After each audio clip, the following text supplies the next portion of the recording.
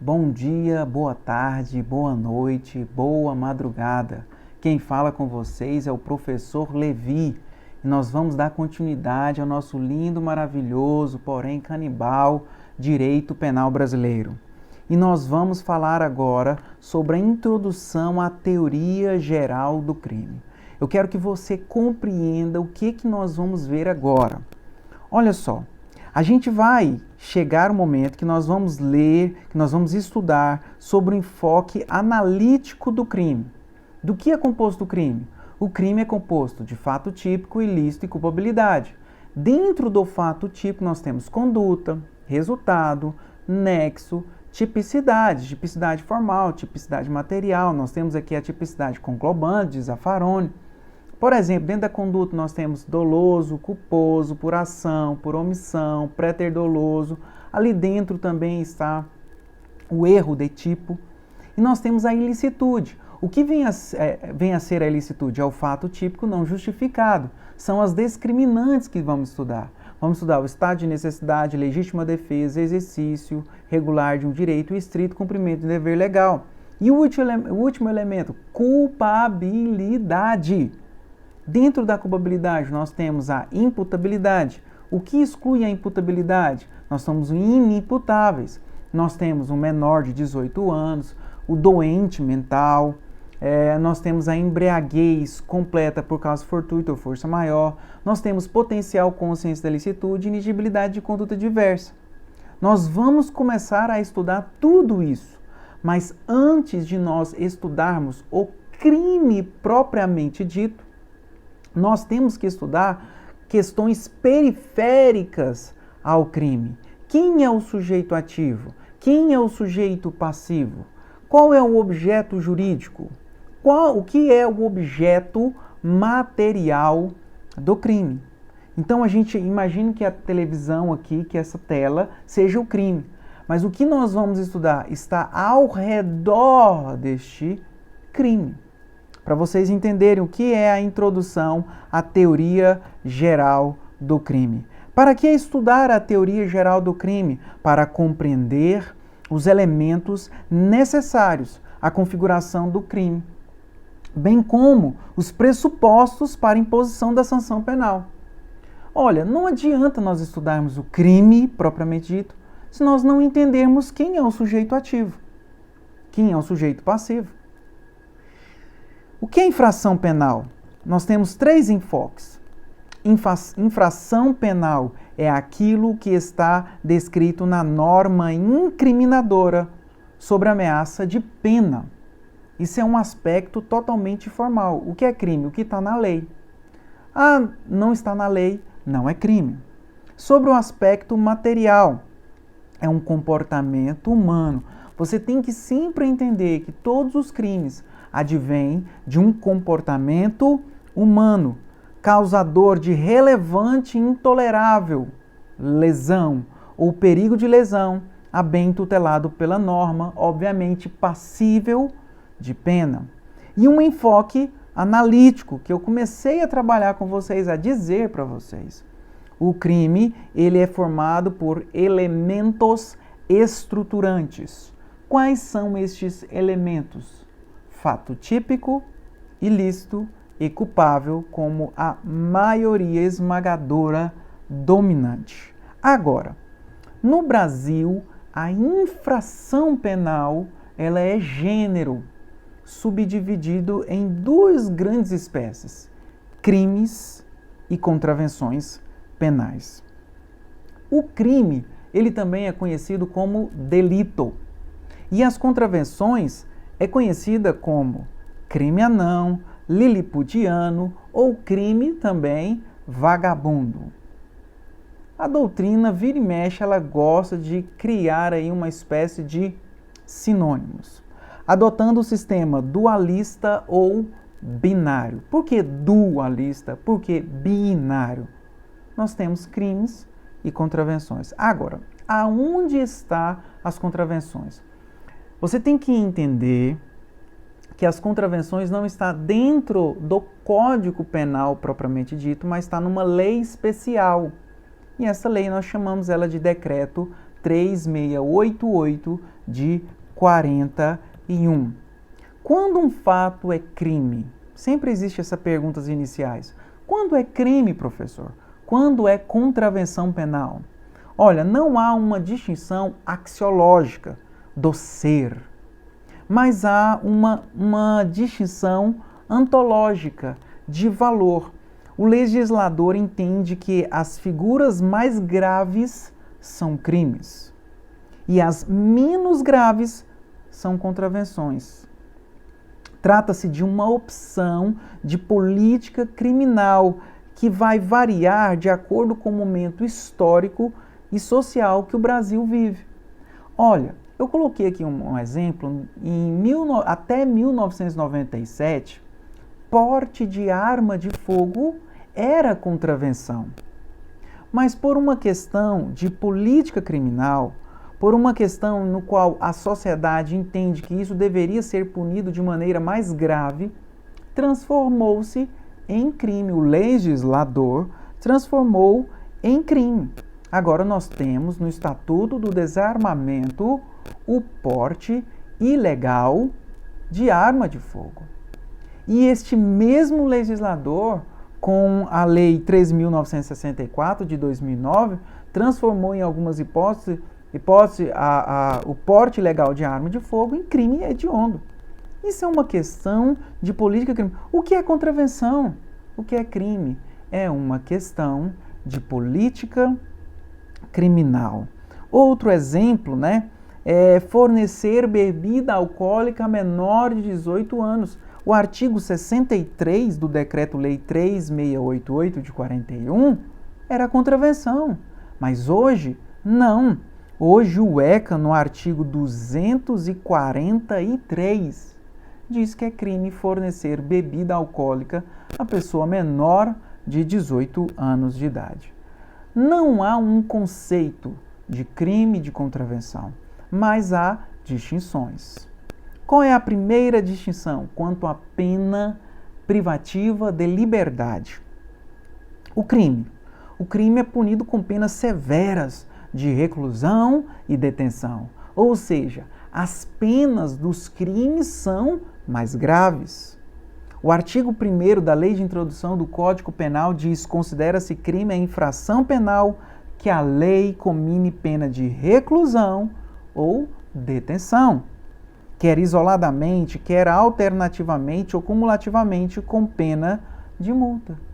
E ele termina dizendo: contravenções à infração penal que a lei comina isoladamente pena de prisão simples ou multa, ou ambas, alternativa ou cumulativamente.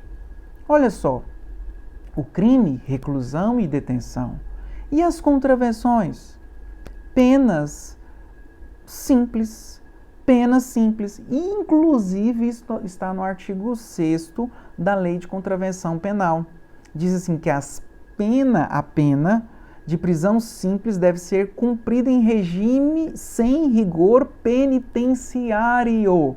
Sem rigor penitenciário. Em estabelecimento especial ou seção especial de prisão comum, em regime semiaberto ou aberto. Olha que interessante. As contravenções, elas vão iniciar em regime semiaberto e aberto, diferentemente dos crimes que podem iniciar em regime fechado, semiaberto ou aberto.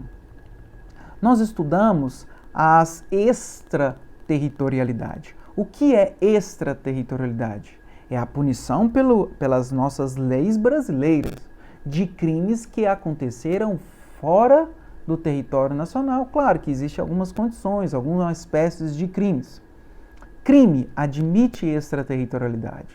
Então, o crime que aconteceu lá fora, eventualmente pode ser punido pelas leis brasileiras. O artigo 7º explica isso pra gente. Ficam sujeitos às leis brasileiras, embora cometida no estrangeiro os crimes. Não fala em contravenção. Agora, as contravenções não admitem extraterritorialidade. O artigo 2º da Lei de Contravenção Penal, a Lei de Contravenção Penal, diz assim: a lei brasileira só é aplicável às contravenções praticadas no território nacional. Então, continuando com vocês, qual é o limite da pena? Hoje, com a Lei 13.964 de 2019, ela ampliou, era de 30 e agora é de 40 anos a pena máxima de um crime punido. Diferentemente das contravenções. O artigo 10 das contravenções diz assim: a duração da pena de prisão simples não pode, em caso algum, ser superior a 5 anos. Então, o limite máximo é 5 anos.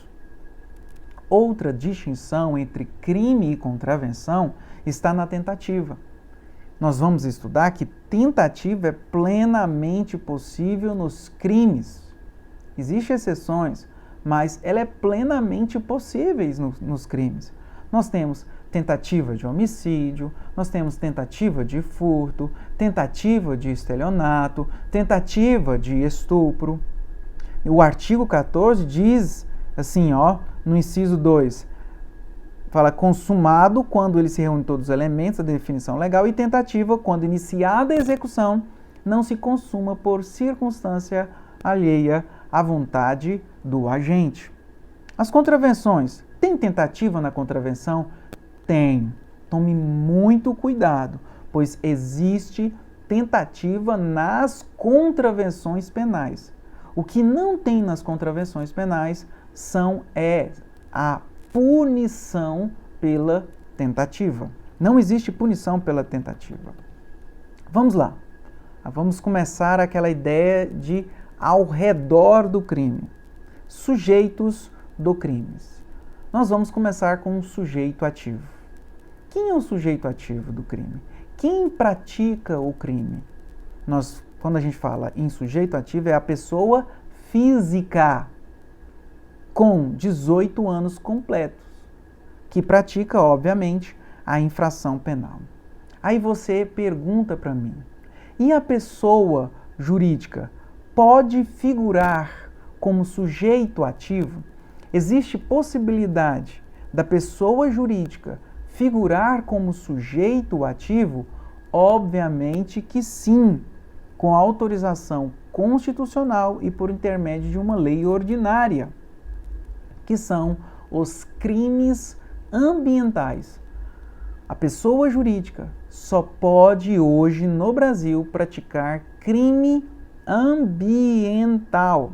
Quando a gente faz a conciliação do artigo 225, parágrafo 3º, com o artigo 3º da Lei 9.605 de 98. Agora, nós tínhamos uma coisa muito falada nos tribunais superiores, que é o princípio da dupla imputação. A pessoa jurídica ela só pratica algo por intermédio dos seus diretores, que é um órgão da pessoa jurídica. Então, em regra, esses diretores eram punidos penalmente e a pessoa jurídica também tinha punições penais para ela. Agora, o STJ e o STF vêm entendendo ultimamente que não se aplica mais esse princípio da dupla imputação. Ou seja, a condenação ou absolvição da pessoa jurídica e da pessoa física, elas são totalmente independentes. Podemos ter então hoje a absolvição da pessoa física e a condenação da pessoa jurídica.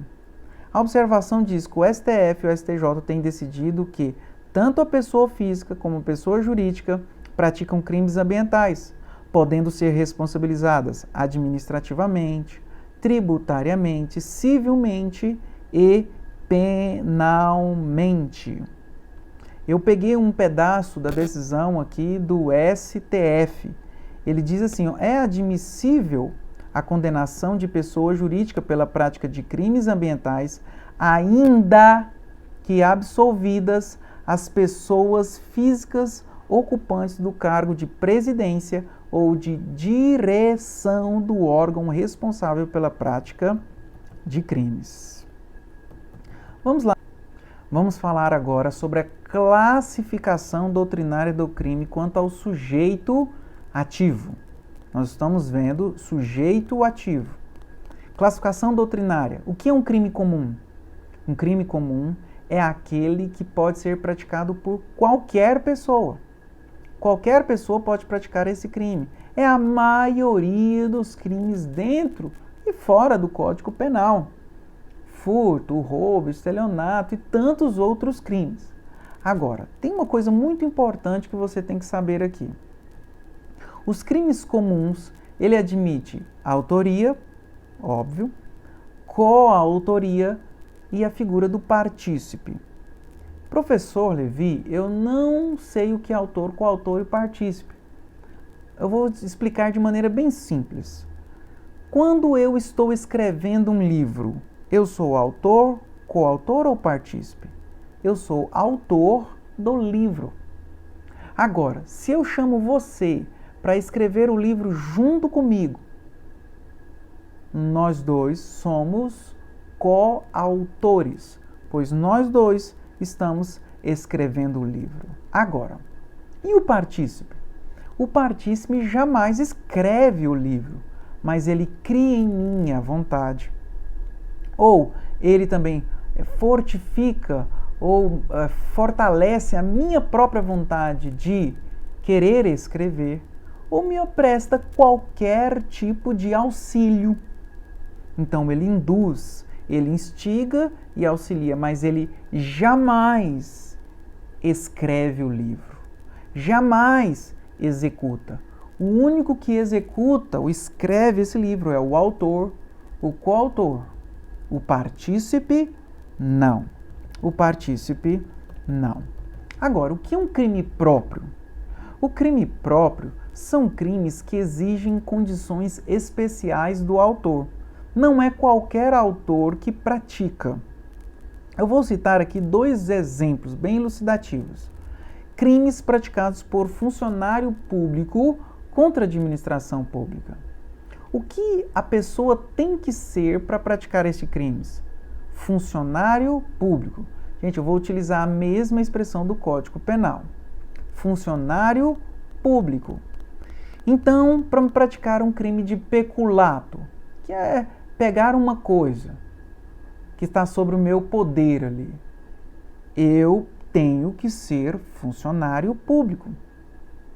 Agora, por exemplo, alguns outros crimes. Mulher que mata o próprio filho durante ou logo após o parto em estado puerperal. Tem que ser o quê? Mulher.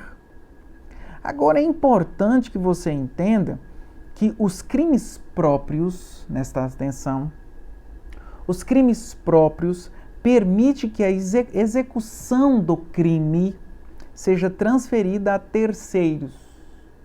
Se a execução pode ser transferida a terceiros, significa que ele admite coautoria. Então, olha só, mas ele também, óbvio, admite participação. Agora, vamos lá. Mãe que, em estado puerperal, coloca veneno na chupeta e com o conhecimento do marido coautor, a mãe é a autora e o marido é coautor, leva para o recém-nascido ingerir o material, a comida tóxica que vem à morte.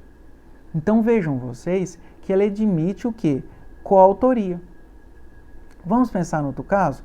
O delegado de polícia, que chama o seu sobrinho para que ele entre na delegacia e pegue ali algumas televisões que foram apreendidas.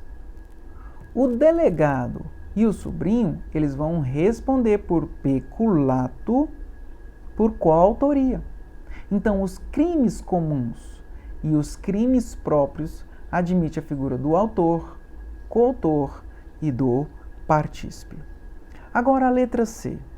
Nós estamos falando em crimes de mão própria ou de conduta infungível. A gente costuma dizer que esses crimes são considerados personalíssimos. Só determinadas pessoas que podem praticar e mais ninguém. Eu começo dizendo que é um plus em relação aos crimes próprios. Muitas pessoas confundem os crimes próprios com os crimes de mão própria. É uma condição especial que somente a pessoa indicada pode ser o sujeito ativo. Os crimes de mão própria é aquele cuja execução do crime é intransferível, indelegável a terceiros. Presta muita atenção. O que é uma coisa intransferível, indelegável? Óbvio, não posso transferir a terceiro. Então ele não admite os crimes de mão própria, eles não admitem coautoria. Por que não admitem coautoria? Porque eles só podem ser praticados por uma só pessoa e acabou. Olha o exemplo. Existem várias pessoas peritas, mas só pode praticar o crime de falsa perícia aquele em que for nomeado pelo juiz. Você viu que essas pessoas é um caráter personalíssimo? Só esta pessoa pode praticar esse crime, mais ninguém. Olha outro crime aqui. Imagine que Buriquita foi arrolado como testemunha. Somente ele pode praticar, somente ele pode executar o crime de falso testemunho e mais ninguém. Se um advogado pedir para o Buriquita mentir e ele mente, aí ele vai ser condenado pelo crime de falso testemunho. Ele é o quê? Autor, coautor ou partícipe? Ele é autor. E um advogado que eventualmente mandou ele mentir? Ele é partícipe. Professor, mas por que ele não pode ser coautor? Porque ele não é a testemunha. Ele jamais consegue executar o núcleo do tipo que é mentir, calar a verdade, etc. Como alguém pratica o autoaborto com outra pessoa? Olha esse crime. Ele é um crime de conduta infungível de mão própria. O autoaborto. O que é o autoaborto? É quando a mulher grávida pratica o aborto nela mesma. Tem jeito de um terceiro ajudar ela? Tem, mas ele não vai responder por este crime. Porque o autoaborto é só a mulher que consegue praticar contra ela mesma. E se um terceiro praticar o aborto nela? Ela vai responder por um crime e aqueles que praticaram o aborto nela vão responder pelo artigo ou 125 ou 126. Agora vamos lá. E o sujeito passivo do crime? O sujeito passivo é a pessoa ou ente que sofre a consequência ou consequências da infração. Sujeito passivo não se confunde com vítima. Às vezes eles estão juntos, mas às vezes eles são separados. Se o Buriquita, ele deseja suicidar-se e ele se mata, ele é vítima. Agora, se alguém induz, instiga e auxilia o Buriquita a praticar o suicídio, ele é o sujeito passivo. Ele vai além da vítima, ele é além da vítima, ele é a vítima, mas também ele é um sujeito passivo do crime. Quem pode ser sujeito passivo do crime? Qualquer pessoa física ou jurídica. Olha, tem crimes que a pessoa jurídica ela pode ser sujeito passivo do crime. A gente vai falar aqui agora. Classificação doutrinária quanto ao sujeito passivo. Nós temos um sujeito passivo constante, formal. O que é um sujeito passivo constante? O Estado. O Estado ele é um sujeito passivo constante. Por quê? Todas as vezes que alguém pratica um crime, ele está violando as normas proibitivas estabelecidas pelo Estado. Então, ele é a vítima por excelência. Mas nós temos letra B, nós temos o sujeito passivo eventual ou material. O que é esse sujeito passivo? É o titular do interesse penalmente protegido. Pessoa física, jurídica, ou também alguns entes despersonalizados. Continuando. Morto pode figurar como sujeito passivo de crime? Não.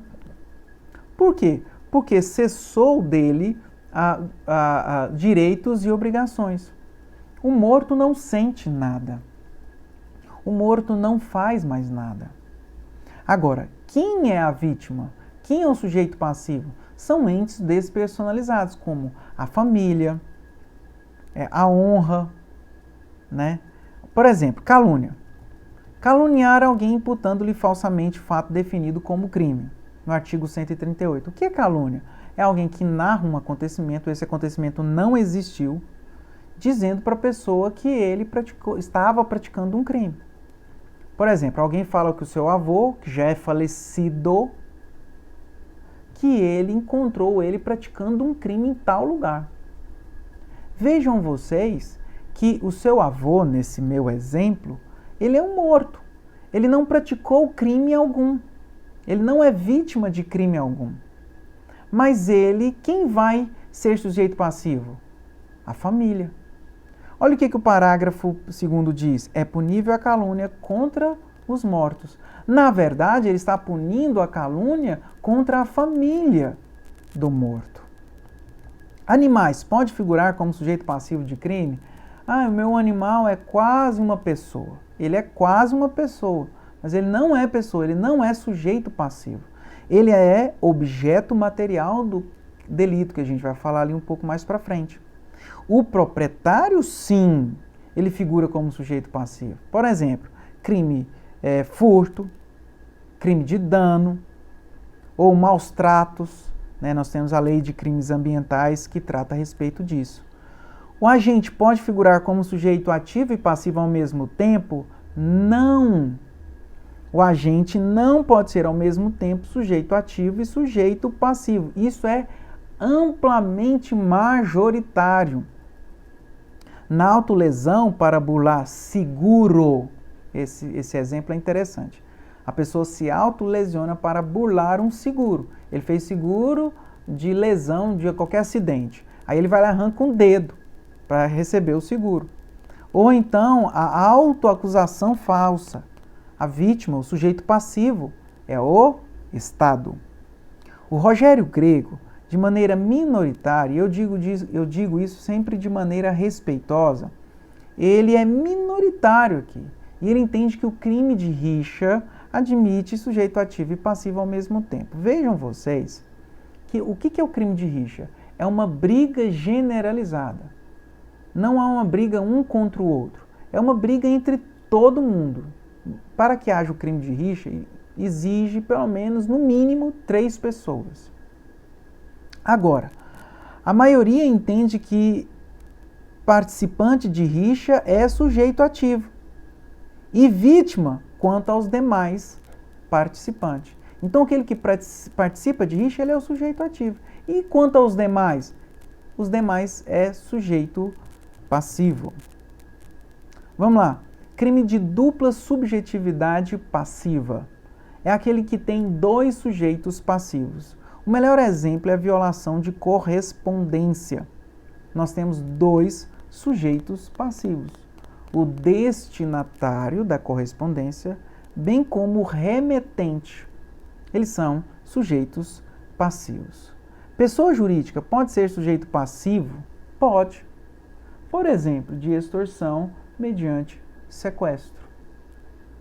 Nós temos um outro crime que o STJ admite, que é a difamação. Difamar, às vezes, é até falar uma verdade. É um acontecimento, não necessariamente um crime, não é um crime, que quer simplesmente denegrir a imagem da pessoa. Então, difamação é possível. E neste crime, extorsão mediante sequestro. O artigo 159. Olha, o que é extorsão mediante sequestro? A pessoa vai lá e pega o dinheiro, vai lá e pega a pessoa. Vai lá e pega a pessoa. E quem geralmente paga? O pai. O pai tem uma empresa. O pai tem uma empresa. E ele pega o dinheiro da empresa. Então, esses 2 podem ser vítimas. O que é um objeto material? Objeto material. Vamos lá, ponto 6. objeto material. Objeto material é a pessoa ou a coisa sobre o qual recai a conduta criminosa. Então você lá pega um objeto, furta, é a coisa. Ou a pessoa, você lesiona alguém, é a pessoa. Agora, se há ausência absoluta de objeto, o crime é impossível. Se eu furto uma coisa que não existe, existe crime? Não, é crime impossível. Vamos lá. O sujeito passivo se confunde com o objeto material? Presta muita atenção. Não. O sujeito passivo não se confunde com o objeto material, podendo eventualmente serem reunidos na mesma pessoa. Olha, furto. Rogério subtrai o carro de Renato. Sujeito ativo, Rogério. Sujeito passivo, Renato. E o objeto material? O carro. O carro é a coisa que recai a conduta. Agora vamos lá. Rogério mata Renato.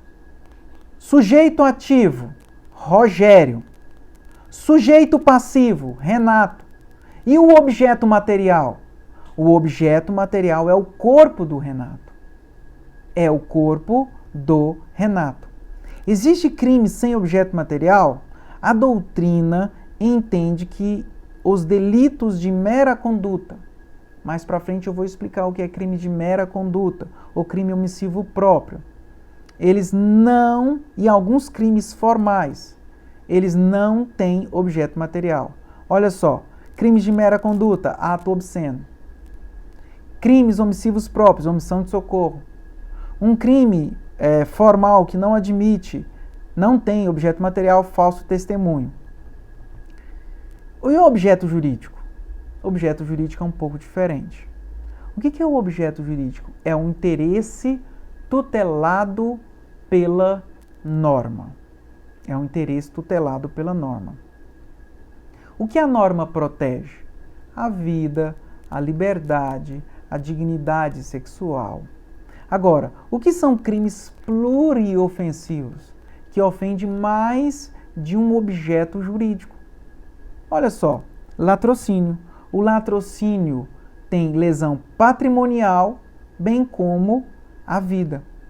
É possível crime sem objeto jurídico? Não. Não é possível crime sem objeto jurídico. O crime, ele sempre está protegendo um bem jurídico. Vejam vocês que o direito penal é norteado pelo princípio da exclusiva proteção do bem jurídico. Desta forma, não há crime que não tenha objeto jurídico. Não há crime que tenha objeto jurídico. Então, vejam vocês que hoje nós rodeamos o crime. Na próxima aula, nós entraremos propriamente na teoria do delito e os elementos que compõem o crime.